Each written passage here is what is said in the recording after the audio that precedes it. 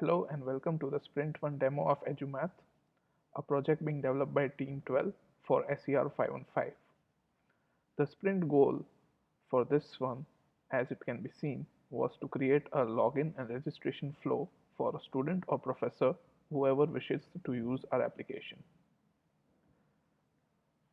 Apart from creating a login and registration form, we also have planned to maintain roles of the professor and student respectively, so that when a professor or student logs into the application, they both can see different types of environment. We were able to achieve this goal for this sprint, and the demo of the same will be shown further. The business value for this sprint, as it was the first sprint, was that we created a secure platform for the users of the application. Nobody can just use a user ID of some user and log into the application without the correct password. We maintain validation as well as security for the same.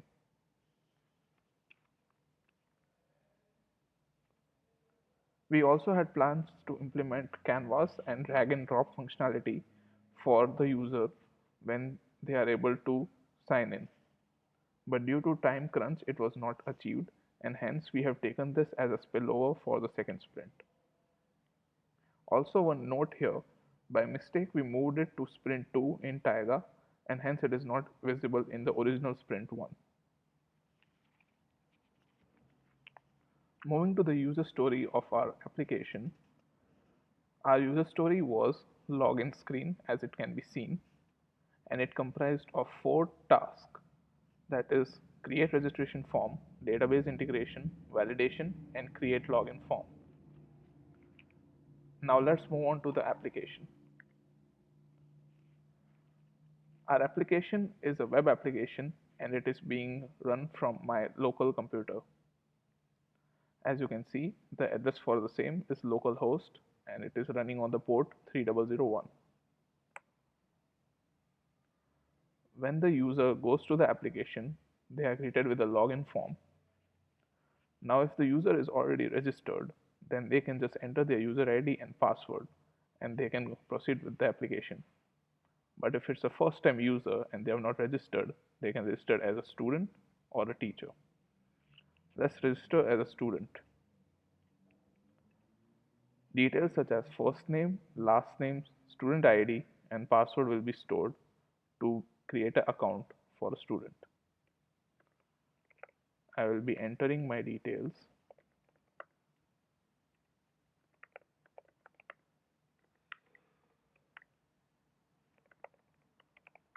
and a password. Once I click on submit, a new user will be created with this ID and password. Once a user is successfully created, the application will redirect the user to the login form. Now we need to sign in with the same ID and password that we use for registration.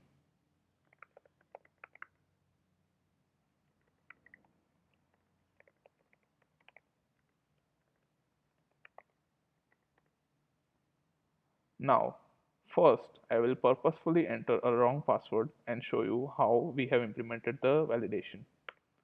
So right now I have entered a wrong password, and if I click on submit, it will say email ID and password does not match, which is the correct error to show to the user, as it will not allow any incorrect password or any kind of hacking in the system. Once I enter the correct password,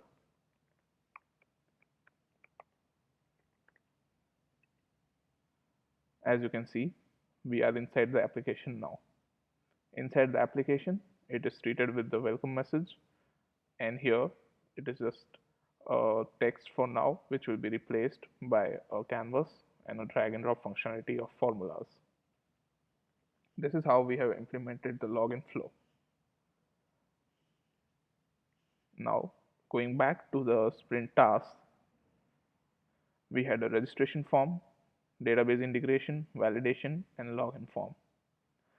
As we already saw in the application, there was a login and as well as a registration form. For database integration, I will show you the live database in which the new user was entered. This is my SQL server running right now, and in this we have the table users. If I open the data of the users,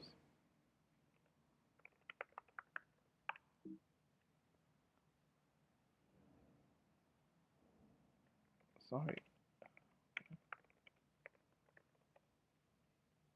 as we can see, the user is here with their name and surname and details.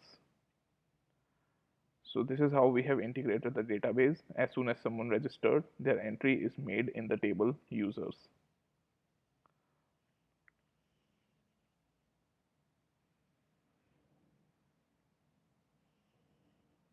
Apart from database integration, there is validation also that we made sure is working in our project. And as it can be seen, if a user enters a wrong password, they are not allowed entry in the application. But only on entry of correct password, the user will be allowed to sign in.